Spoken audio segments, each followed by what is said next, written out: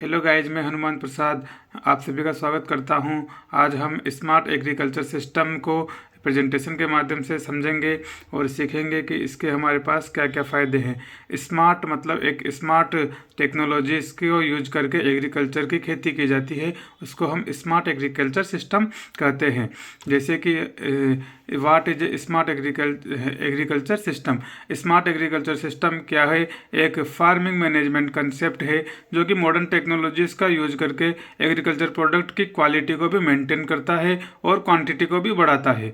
एक smart agriculture system एक technological driven approach है जिसमें हम विभिन्न प्रकार की टेक्नोलॉजीज़ का यूज करते हैं फॉर फार्मिंग, जो कि हम फार्मिंग के लिए यूज करते हैं। इसके लिए हम क्या क्या यूज करते हैं? इंटरनेट ऑफ थिंग्स को यूज करते हैं, आर्टिफिशियल इंटेलिजेंस को यूज करते हैं, सेंसर्स को यूज करते हैं, सेंसर्स के डाटा एनालिसिस करते हैं और क्लाउड कंप्यूटिंग को यूज करते हैं, ऑटोमेशन को यूज करते हैं और प्रोडक्टिविटी और sustainability of the agriculture practice की हम यूज करते हैं।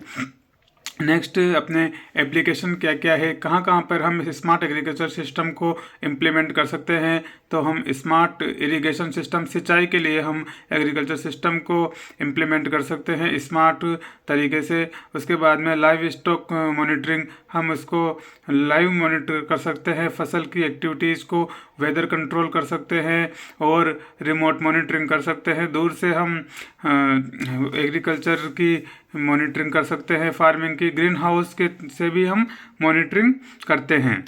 उसके बाद में ऑटोमेटेड ग्रीन हाउस से एक ऑटोमेटेड क्लाइमेट कंट्रोल कंडीशन को ऑप्टिमल करता है, इसके लिए जिससे कि क्लाइमेट फैक्टर्स और इन्वायरमेंटल बेनिफिशियल हो सके क्रॉप के लिए और अपनी फार्मिंग अच्छी हो सके। इसके बेनिफिट्स क्या क्या हैं? इससे हमारे वाटर, एनर्जी और पेस्टिसाइड्स का यूज कम होता है और हम एम्प्लॉयमेंट को 60% तक रिड्यूस कर सकते हैं। उसके बाद में हम जनरल एक्सपेंसेस जो अपने होते हैं उनको हम 55% तक रिड्यूस कर सकते हैं और मोस्ट एफिशिएंट मेथड है जिसमें फॉल्ट होने की संभावना बहुत कम रहती है और मॉडर्न टेक्नोलॉजीज को यूज करके बनाया जाता है ग्रीन हाउस। उसके बाद में आर्किटेक्चर क्या है इसका, स्मार्ट एग्रीकल्चर कैसे करते हैं, इसके लिए हम 3 लेयर आर्किटेक्चर स्ट्रक्चर को समझेंगे। इसमें डाटा कलेक्शन और कम्युनिकेशन और यूजर इंटरफेस इंटरेक्शन को महत्वपूर्ण दिया जाता है। इसमें हम 3 डिवाइड लेयर में समझेंगे। टायर 1 में है सेंसर लेयर में विभिन्न प्रकार के सेंसर होते हैं जो एटमॉस्फेयर के साथ इंटरेक्ट करके अपने डाटा को भेजते हैं। Network layer and cloud layer, उसमें हम जो भी सेंसर्स के द्वारा डाटा भेजे जाते हैं उनका एनालिसिस किया जाता है और उनको इम्प्लीमेंट किया जाता है। एप्लीकेशन लेयर्स जो होती है वो फार्मर के लिए और विभिन्न प्रकार के उपयोग एडमिनिस्ट्रेशंस के लिए होती है, जिसमें हम किसी भी सिस्टम को इम्प्लीमेंट करते हैं, जैसे कि हम वेब बना के या फिर उसका कोई एप्लीकेशन क्रिएट करके।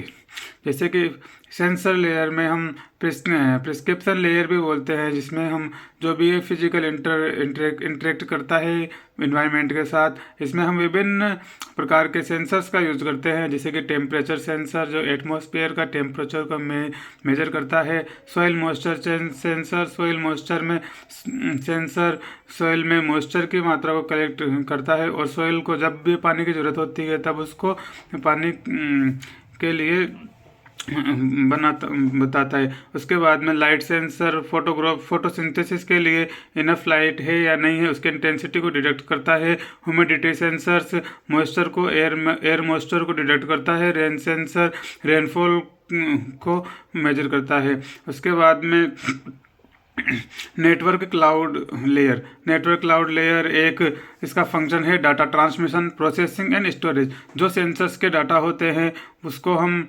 नेटवर्क और क्लाउड लेयर के माध्यम से आगे ट्रांसफ़र करते हैं और उसको स्टोरेज करते हैं और उसको प्रोसेस करके अपने विश्लेषण करते हैं।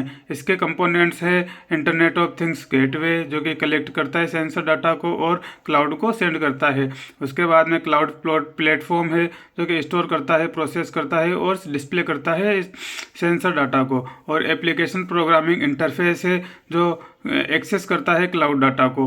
उसके बाद में कम्युनिकेशन प्रोटोकॉल्स है, जिसमें हम विभिन्न प्रकार के कम्युनिकेशन डिवाइसेस का यूज करते हैं ताकि हमने सेंसर्स और एप्लीकेशन के बीच में कॉन्टेक्ट बना रहे। उसके बाद में हम आते हैं एप्लीकेशन लेयर पर, यूजर इंटरफेस लेयर भी बोलते हैं, जिसमें यूजर का सीधा इंटरेक्शन होता है।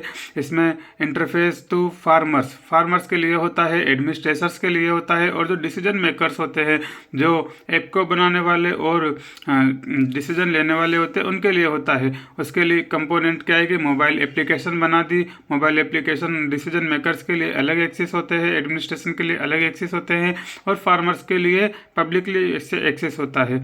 उसके बाद में जैसे कि अलर्ट या नोटिफिकेशन के रूप में हम मैसेज सेंड कर सकते हैं, और पुश नोटिफिकेशन और ऐप्स में अपडेट डाल के हम इस चीज़ को अलर्ट कर सकते हैं। एआई मॉडल हम इसको यूज करते हैं, जो है हिस्टोरिकल ट्रेंड को एक्सेस करता है और उसके आधार पर करंट प्रॉब्लम को डिटेक्ट करता है। जैसे कि फसल में कोई बीमारी हो जाती है तो फसल डिसीज को कंट्रोल करता है, इरिगेशन टाइम को अलर्ट करता है।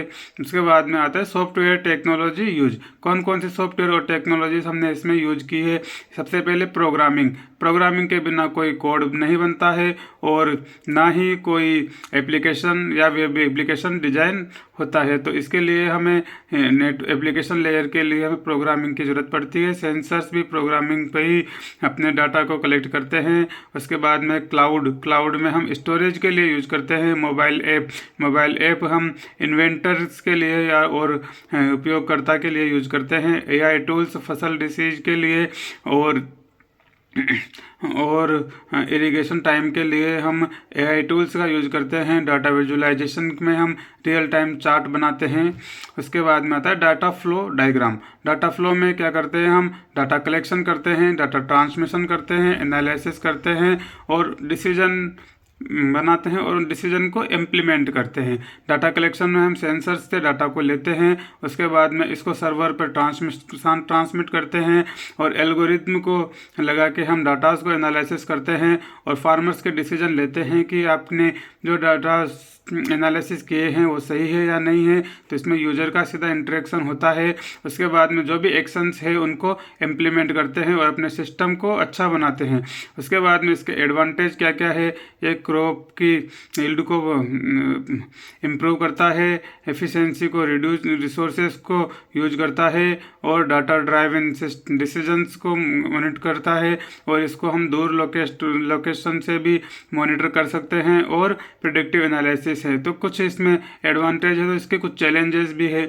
इसमें इनिशियली कॉस्ट हाई होती है, और कनेक्टिविटी इश्यूज होते हैं। रूरल एरिया में अच्छी कनेक्टिविटी नहीं हो पाती, जिससे डाटा प्रॉपर मेजर नहीं हो पा जाता है, और फार्मर्स में टेक्निकल स्किल्स की कमी होती है, जिससे फार्मर्स इस सुविधाओं का पूरा यूज नहीं ले पाते हैं। और मेंटेनेंस ऑफ हार्डवेयर की मेंटेनेंस कॉस्ट काफ़ी महंगी होती है, जो कि एक बहुत बड़ा चैलेंज है। Thank you.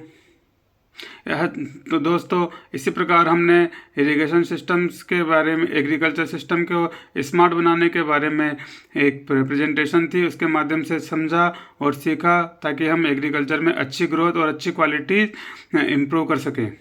Thank you.